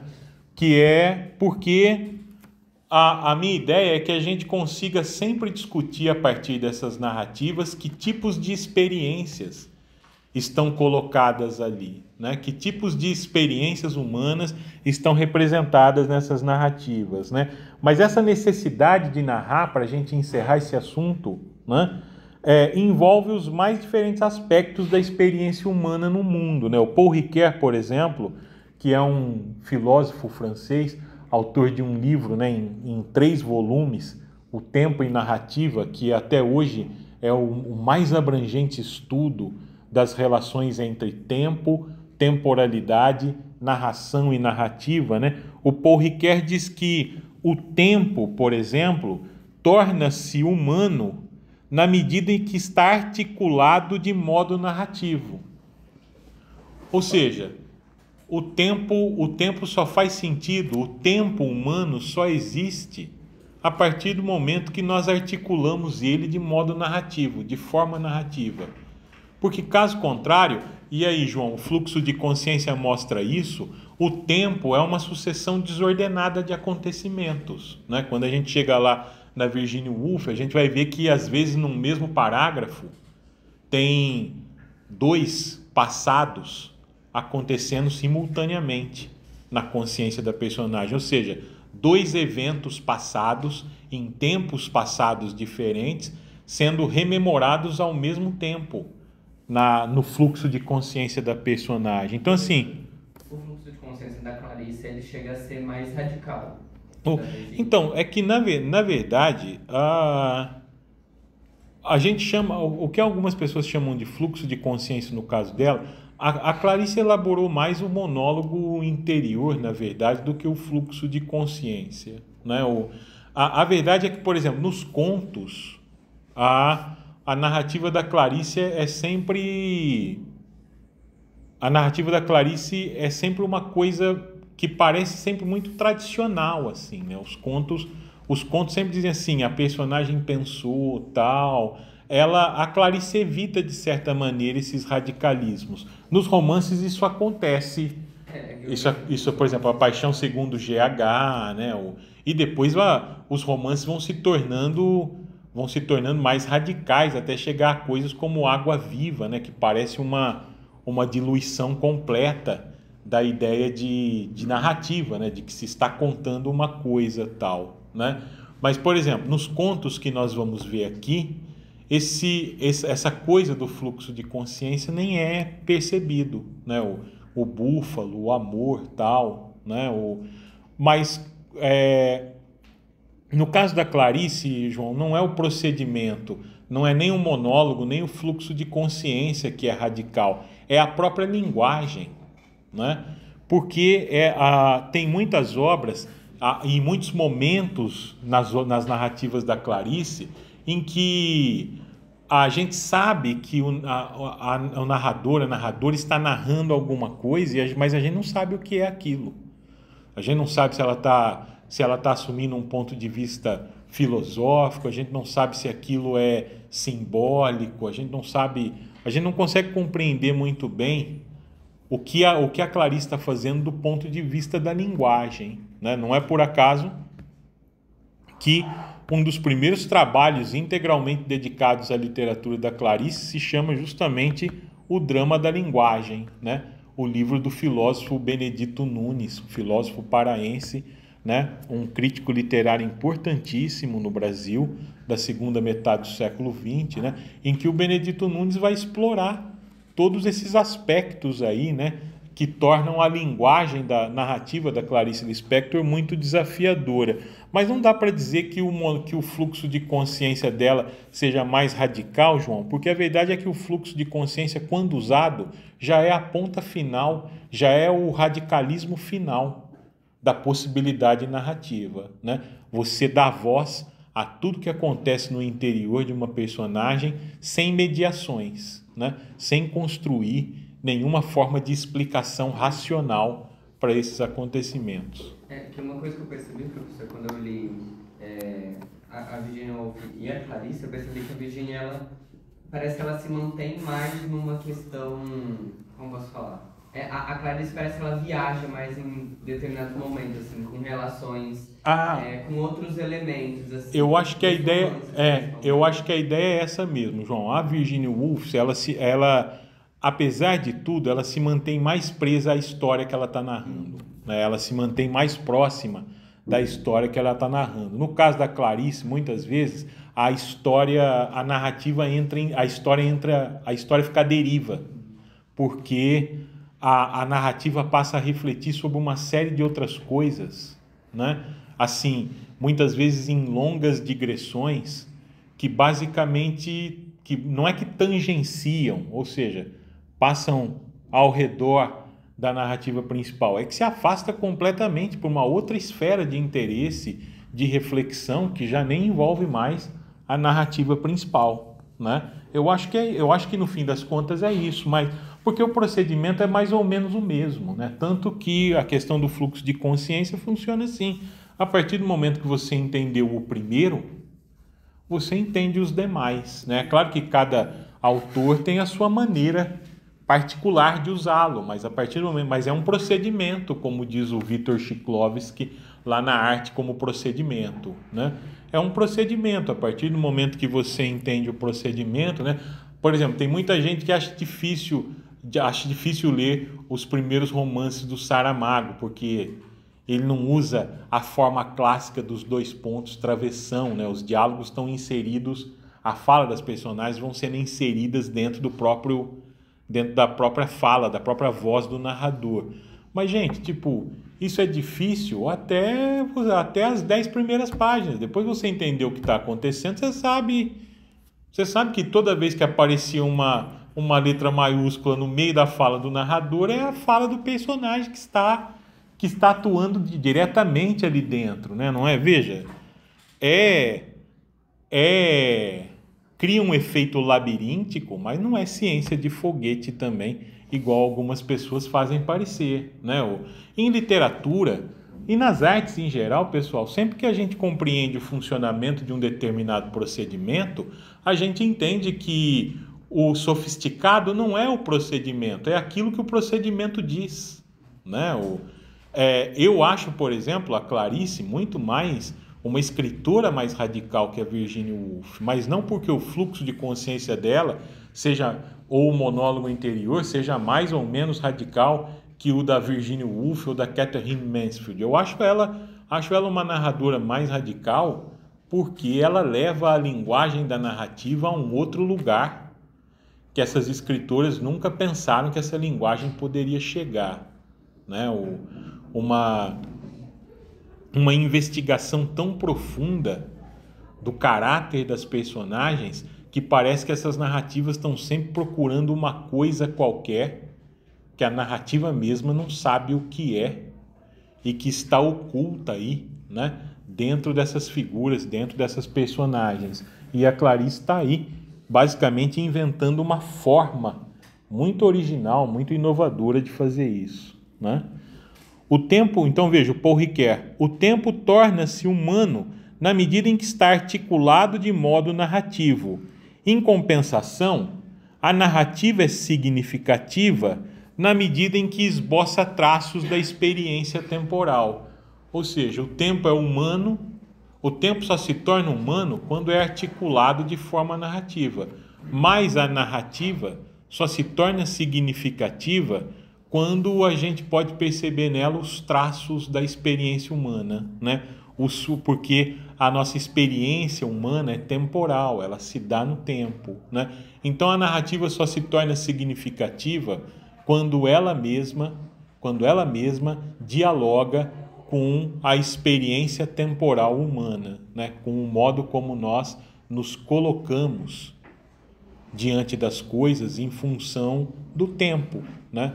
O passado, o presente, as pessoas dizem assim, o futuro não, porque o futuro não existe, mas gente, a gente vive se colocando, vive se colocando diante do futuro, né? A gente vive se colocando diante do devir, né? Do que está por vir, né? Então veja, a gente pode dizer, olha, que nós narramos, como eu venho insistindo aqui, a narrativa existe por interesses antropológicos, né? Nós narramos psicologicamente, por interesses psicológicos, para que a gente possa elaborar e compreender, né? Compreender tanto quanto isso é possível, né? A posteriori, ou seja, depois dos eventos, as nossas vivências. Então, assim, psicologicamente nós narramos porque é uma forma de organizar as nossas vivências e tentar compreender isso a posteriori, claro, depois que nós vivemos essas coisas, né?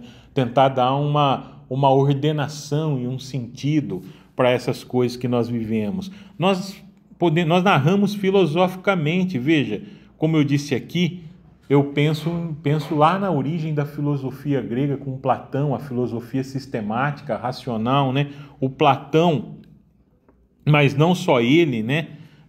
Os filósofos usando narrativas, né? Como alegorias para suas ideias, incorporando, né? Fazendo com que as narrativas se incorporem aos seus discursos filosóficos, né? Filosoficamente nós narramos. Por exemplo, de um ponto de vista filosófico, nós podemos dizer que nós narramos porque, como dizia o Kant na sua filosofia, o mundo em si mesmo é incognoscível, né? Nós não podemos conhecer o que o mundo é. Sabem, o sentido profundo do mundo? O Kant diz que isso é incognoscível, nós não podemos chegar a esse sentido profundo. Então, filosoficamente, nós narramos porque cabe a nós e ao nosso entendimento, como diz o Kant, o nosso trabalho da reflexão, né? Cabe a nós e ao nosso entendimento, entendido como o uso investigativo da razão, dar algum sentido ao mundo. Inclusive um sentido teleológico, ou seja, qual a finalidade do mundo? Não só o que ele é ou por que ele está aí, mas cabe a nós dar esse sentido, o sentido de propósito ao mundo, né? Qual a finalidade do mundo, né? E literariamente nós narramos porque, junto com a linguagem racional e articulada, que é um dado da nossa evolução como espécie, a linguagem racional e articulada, né? Nós narramos literariamente porque, junto com a linguagem racional e articulada, nós desenvolvemos um enorme poder de imaginação. E a imaginação é tão importante quanto a capacidade de pensar, entender e conceitualizar, ou seja, dar explicações conceituais, racionalizadas, definidoras para as coisas, né? A verdade é que, mesmo no pensamento científico, a formulação de ideias ou teorias no discurso da ciência é sempre precedido pelo trabalho da imaginação também, né? O cientista, o filósofo, ele tem que imaginar as hipóteses que lhe permitiriam solucionar determinados problemas, né? Há sempre um trabalho da imaginação envolvido no trabalho do cientista e do filósofo também. A diferença é que, quando o escritor imagina, produz imagens narrativas, né? Como na poesia, como na prosa. Agora, quando o cientista ou o filósofo imagina, o resultado disso não são narrativas, nem poemas, nem metáforas, nem analogias, embora eles também usem esses dispositivos de linguagem, mas o resultado do pensamento do cientista, do filósofo, é o discurso racional. Por isso eu sou contra o uso que essa direita burra aí, sabe? Essa choldra essa massa inculta de idiotas, inclusive, que tomaram a política nacional, que ficam falando assim, isso é narrativa. Tudo virou narrativa. E tem uma parte da esquerda burra que também fala isso, né? Que chama discurso de narrativa. Gente, discurso é uma coisa, narrativa é outra, né?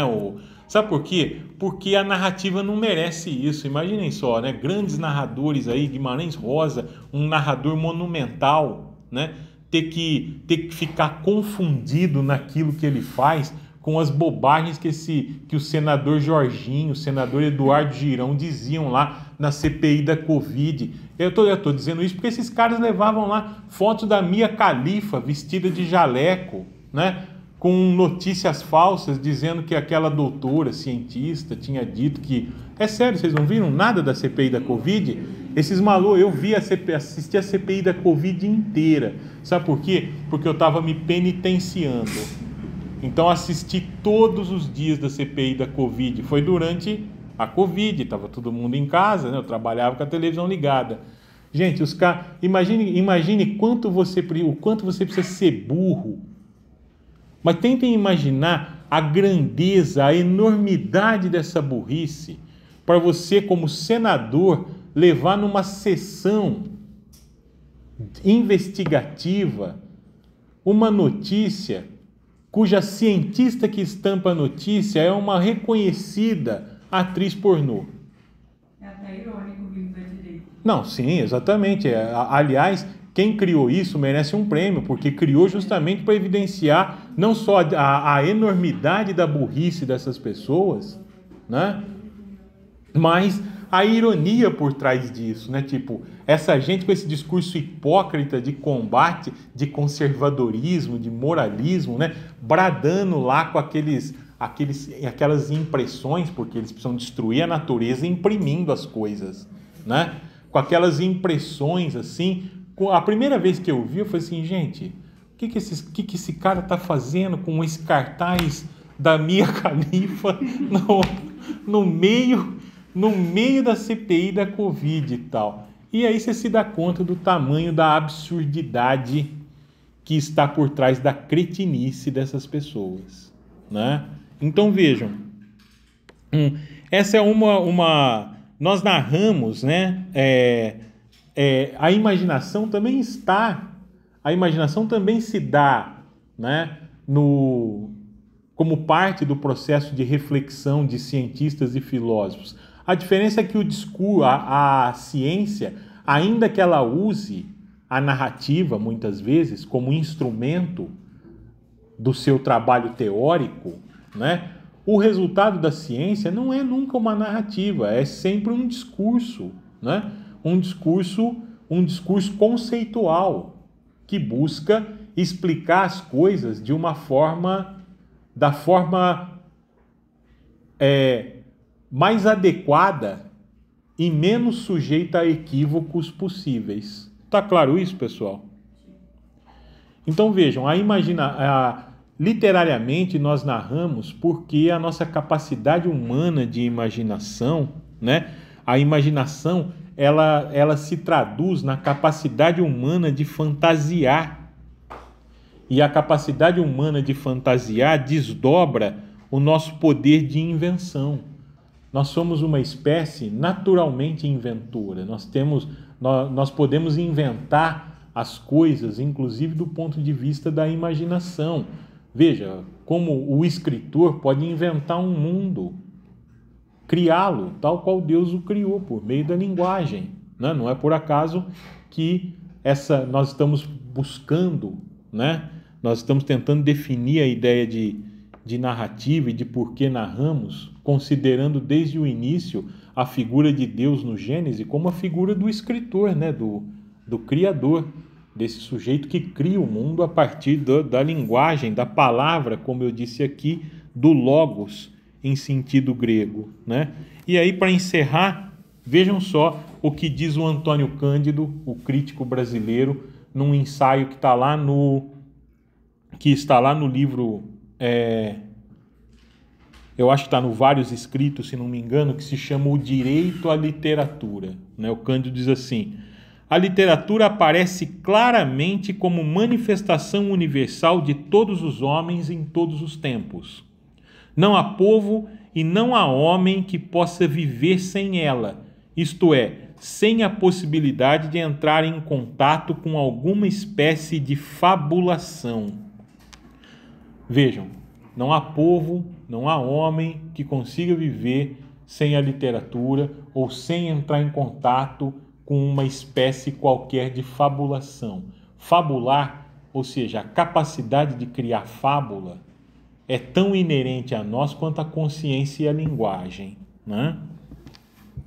Assim como todos sonham todas as noites, ninguém é capaz de passar as 24 horas do dia sem alguns momentos de entrega ao universo fabulado, ao universo da imaginação. O sonho assegura durante o sono a presença indispensável deste universo, ou seja, o que é o sonho?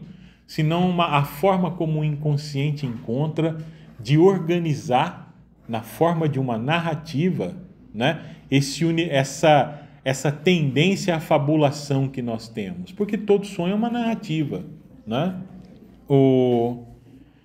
E durante a vigília, a criação ficcional ou poética, que é a mola da literatura em todos os seus níveis e modalidades, está presente em cada um de nós, analfabeto ou erudito, como anedota, caos, história em quadrinhos, noticiário policial, canção popular, moda de viola, samba carnavalesco. Ela se manifesta, a criação ficcional, né, desde o devaneio amoroso, sabe, quando a gente está lá imaginando, né, aquelas longuíssimas fantasias amorosas, né, tipo, a gente acabou de conhecer a pessoa, mas já está ali pensando, nossa, quando a gente se casar, né? Ela se manifesta, a criação ficcional, desde o devaneio amoroso ou econômico no ônibus. Sabe quando você está ali no ônibus e vê aquela pessoa e fica, olha só, né? Até a atenção fixada na novela da televisão ou na leitura segura de um romance, né? O Cândido diz que uma das razões pelas quais a literatura deveria ser um direito de todas as pessoas está justamente no fato de que a literatura nos ensina, né? Ela nos ajuda a aprimorar a nossa própria capacidade de fabulação, né? Pessoal, para encerrar, nós narramos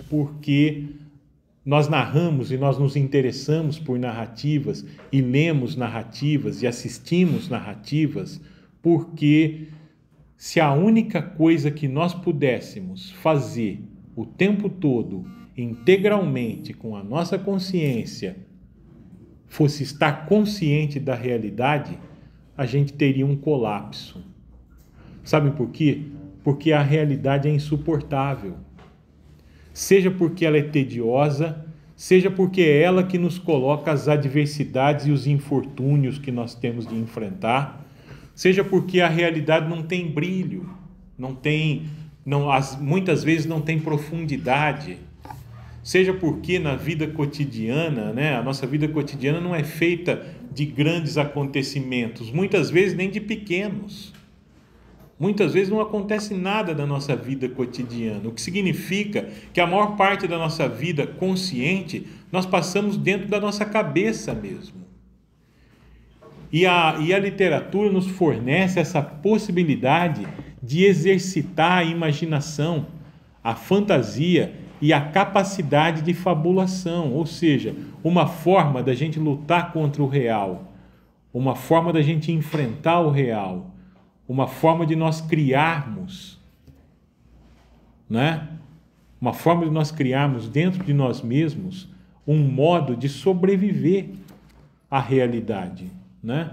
Porque, como eu disse, a realidade é sem brilho, sem profundidade, né? Sem dimensão, sem interesse, né? Curiosamente, é a literatura que nos dá, inclusive, a sensação de que a realidade é mais real, né? O Fernando Pessoa, no poema Tabacaria, tem 2 versos que eu gosto muito, que ele diz assim: hoje estou preso a lealdade que devo à tabacaria do outro lado da rua como coisa real por fora e a sensação, vejam, hoje estou dividido entre a lealdade que devo à tabacaria do outro lado da rua como coisa real por fora e a sensação de que tudo é sonho como coisa real por dentro. Isso é lindíssimo, né? Hoje estou dividido entre a lealdade que devo à tabacaria, essa coisa que olho do outro lado da rua e que me permite reconhecer que eu estou onde? No mundo, na realidade. É uma âncora no real. Hoje eu estou dividido a lealdade que devo à tabacaria do outro lado da rua como coisa real por fora, como coisa real no mundo, como uma referência de realidade para mim, e a sensação de que tudo é sonho, como coisa real por dentro, né? Ou seja, nós narramos porque nós temos, antes de tudo, a necessidade de tornar essa relação entre o sonho interior e a realidade exterior numa relação dialética mais compreensiva, que evite que a gente passe a vida preso em idealismos pouco produtivos, pouco saudáveis, mas também que evite que a gente se sinta completa e permanentemente esmagado pela realidade. Certo, pessoal? Tá claro isso? Alguém tem alguma pergunta? Então, com essas bonitas palavras, eu encerro esse primeiro momento desse curso. A partir da semana que vem, canto os trechos do canto 1 e do canto 6, que já estão todos na pasta. Eu vou fazer um pedido para vocês, inclusive. Os textos estão lá presos com clipes, na ordem certa. E está escrito Ilíada e Odisseia. Gente, não baguncem aquilo, porque senão eu tenho que voltar ali, eu vou ter que passar uma tarde inteira procurando, porque eu mesmo não sei, porque as páginas não seguem uma sequência, né? Então xeroquem aquilo na ordem, por favor. A partir da semana da terça e da quarta que vem, a gente vai se dedicar integralmente agora às leituras e comentários dos poemas homéricos. Então, adiantem essas leituras, por favor. Quem chegou depois da chamada, fique para responder a chamada aqui, se alguém chegou depois da chamada. Se não, tenham todos um bom resto de semana, um bom descanso, vão em paz e que o Senhor vos acompanhe, tá?